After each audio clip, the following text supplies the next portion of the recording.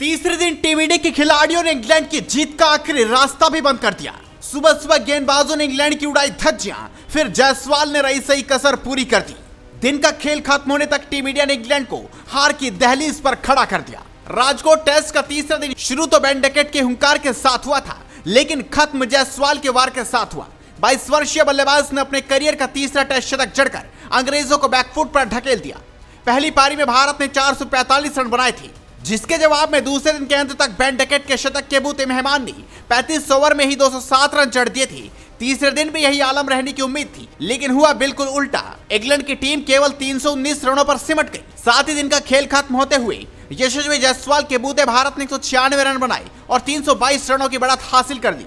Match के तीसरे दिन की शुरुआत भारत के लिए एक तगड़े झटके के साथ हुई, क्योंकि दूसरे दिन 500 टेस्ट विकेट का मुकाम हासिल करने वाले आर अश्विन निजी कारणों के चलते बीच में ही टेस्ट छोड़कर वापस चले गए। ऐसे में सवाल खड़ा हुआ कि बेन डकेट और इंग्लैंड की आंधी को कौन रोकेगा। यह जिम्मेदारी जसप्रीत बुमराह ने अपने कंधों पर ली और 224 के स्कोर पर जो रूट को चलता कर दिया। इसके बाद अगले ही ओवर में कुलदीप यादव की फिरकी के आगे जॉनी बेयरस्टो के बल्ले ने बिना खाता खोले दम तोड़ दिया। पहले आधे घंटे के भीतर इंग्लैंड की टीम ने अपने दो मुख्य बल्लेबाजों को गंवा दिया। लगातार 2 विकेट गिरने के बाद भी भारत के लिए सबसे बड़े सरदर्द बने बेन डकेट क्रीज पर जमे थे। उन्होंने अपनी पारी को धीमा किया, लेकिन 10 ओवर के सूखे के बाद कुलदीप यादव ने ही उन्हें अपना शिकार बना लिया। लेकिन तब तक बेन डकेट 153 रन के स्कोर तक पहुंच चुके थे। बाएं हाथ के इस खिलाड़ी का विकेट गिरने के बाद टीम इंडिया के गेंदबाजों ने सेंधमारी कर डाली।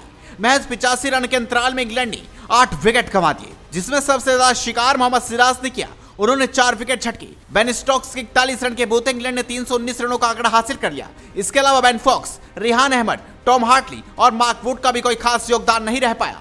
126 रनों की बढ़त के साथ दूसरी पारी की शुरुआत करने के लिए टीम इंडिया पहली बार की तरह लड़खड़ा गई। पहली पारी में शतक जड़ने वाले भारतीय कप्तान रोहित शर्मा सिर्फ 19 रनों पर चलते बने।